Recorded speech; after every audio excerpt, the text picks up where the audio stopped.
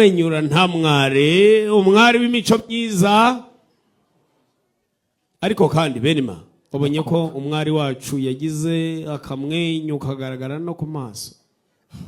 Ariya ntagara amarira n'akamwenyu kagaragara no ku maso. Niyo yaba yo ngo umukobwa utarira buriya ngo ni yaba umukobwa utarira burya yabaga n'ihene. Burya ngo yabaga n'ihene. Aho ntabwo yayibaga ngo yayitega n'umutego. Benima. Ariko buriya ngo umuntu urira afite ikimurimo. Kandi kurira kuriya si uburyarya. N'amarangamutima mvamutima agaragaza ko ntahaguhisha. Wumvishe ijwi bazanyemo umuhanzi akora mu muhogo akamuha yanjyana y'urubogobogo umeze neza cyane. Biriya byagaragazaga ko yahiriwe n'umuhogo. Hako kuvuga menshi kuri twe. Ngwino ikibungenge ikibuza mwenge. Imena gitero. Ikibungenge, iyo uvuze ngo ngwino ikibungenge ukongeraho ngo ikibuza bwenge, uba ushatse kuvuga umukobwa wihariye mu bandi. Ahangaha rero umwe mu basize abahanzi bakomeye cyane bita Victor Rukotana ati uyu mwanya muwume tuwugendemo ingendo imwe yitwa y'inka. Iyo ngendo nituyimuha ntacyo biba bitwaye, tumuha umwanya we. nuko ngwino senyera mihanda icyo garuka nzobitahanda igahanda basore kunda. Ibihe byiza mwe dukomeza kubana umunsi ku munsi kuri YouTube channel yacu. Amahoro y'Imana akomeza abane namwe, ndabasuhuje. Ikaze mu kiganiro tuganira amakuru y'imyidagaduro hano iwacu mu Rwanda ndetse n'ibwota amasimbi. Twege slogan yacu ni iyihe? Twubake showbiz nyarwanda iziramo amashyari, inzangano, gutukana, gushyamirana, kwangana, gusebanya, gushyirana hanze ubwambare ndetse n'ibindi byinshi cyane bigenda bivugwa ku mbuga nkoranyambaga. Kuri uyu munsi tariki 31 z'ukwezi kwa mbere umwaka wa 2026 nibwo uwitwa Agapromota ndetse na Miki bakoze ubukwe imbere y'Imana ndetse n'abantu. Ni ubukwe bwiza cyane bumeze neza kabisa, ubona buteguye kabisa.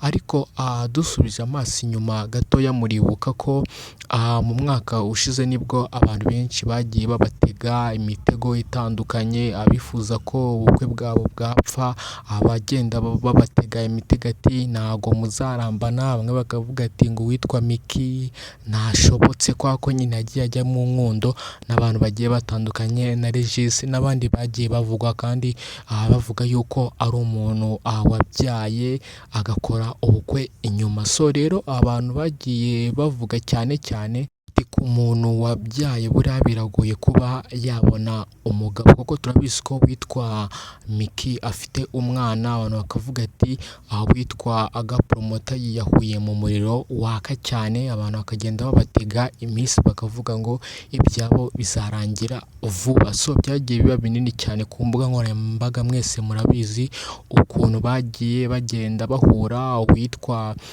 Miki akiri umuhosta, Miki ngo abona atakundana na Agapromota kwako ntago yasomaga gatama. Nyine inkuru zabo z'urukundo bagiye bazisharinga cyangwa bazisangiza abantu benshi cyane ku mbuga nkoranyambaga, namwe mwese murabizi. So rero nibwo mu kwezi kwa 12 dusoza umwaka wa 2025 nibwo babisize ku rundi rwego, bamaze kumva amagambo y'abantu agenda bavuga ati nukumwirira gusa, ngo mubanyeho nk'indaya, mubanyeho nk'iki. Nyine bagenda bavuga ibintu bigiye bitandukanye. Witwa Agapromota arangije ahita ajyana mu murenge Miki, basezerana imbere y'amategeko y'igihugu. Barangiza abantu benshi bagenda baceceka cyane. Ariko nako byashize igihe kinini cyane nubwo bahise batangaza yuko kuri uyu munsi nyine turota tariki 31 z'ukwa mbere ariho bazakora ubukwe, bakabyereka ababyeyi, bakabyereka inshuti, bakabyereka Imana nayo ikabiha umugisha. So rero kuri uyu munsi ni igiciro gikomeye cyane, na Aga Promota yabyivugiye kabisa, aravuga ati Imana niyo igiye gukora ibyayo. Abantu bagiye bavuga amagambo, abantu bagiye bavuga iki, ibyabo bigiye kuvaho burundu.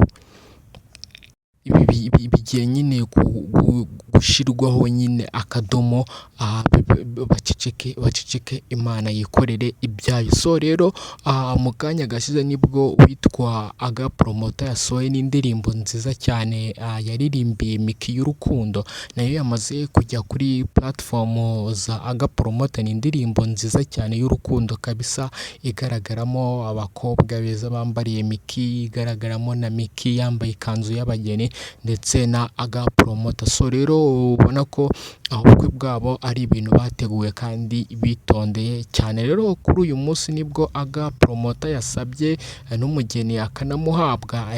Umugeni rwose uyu munsi noneho aramucyura, arabuwe noneho byemewe neza 100%, yaba mu mategeko y'igihugu, yaba ndetse n'Imana, ndetse n'ababyeyi n'inshuti n'abavandimwe. Rero ni ibirori biri gukomeza bigenda biba cyane, byitabiriyemo n'ibyamamare bigiye bitandukanye ndetse n'umunyamakuru ukomeye nka Murungi Sabe, utajya upfa kugaragara mu bintu by'amakwe cyangwa ahantu mu ruhame henshi cyane. Nibwo nawe yagaragaye yaje mu bukwe bwa Miki ndetse na Aga Promota, ubona ko bafitanye umubano udasanzwe cyane kabisa. So rero n'inshuti za Miki ndetse na Aga Promota, ba Joshua nyiri Kigali Protocol, Babo bakora ku isibo, ba Burikana Bingo, na ba Freddy Musoni ndetse na ba Nyambo, na ba Kiramani ndetse n'abandi benshi cyane babana muri timu imwe na Miki cyangwa kwa Kiramani, bose baje kwitabira buno bukwe ndetse n'abandi bagiye batandukanye. So rero ni iby'igiciro gikomeye cyane, mureke dushyigikire uno muryango wa Aga Promota ndetse na Miki ku birori byiza abakoze kandi byiza cyane. Murabisi ko abantu benshi bagiye babatega imitego igiye ikomeye cyane, bakavuga ati mwege ibyanyu ntibizaramba, muzahita mutandukana. Nyine bigenda biba binini cyane, ariko Imana icecekesheje abantu bagiye bavuga amagambo agiye atandukanye. Amagambo yabo rero ararangiye burundu. So rero mureke tubashimire, gusa Imana izabahe umugisha, bazabyare, bazororoke, kandi ibintu byabo bizagende neza ku muryango wa Aga Promota ndetse na Miki. Bose ni ibyamamare cyane kandi bimeze neza. Rero turakomeza tugenda tubabwira, tubakubita ama update ko biraba bimeze, aracyari kabera, tuganira amakuru y'imyidagaduro hano iwacu mu Rwanda ndetse n'ibwota amasimbi. Turi kumwe, ciao.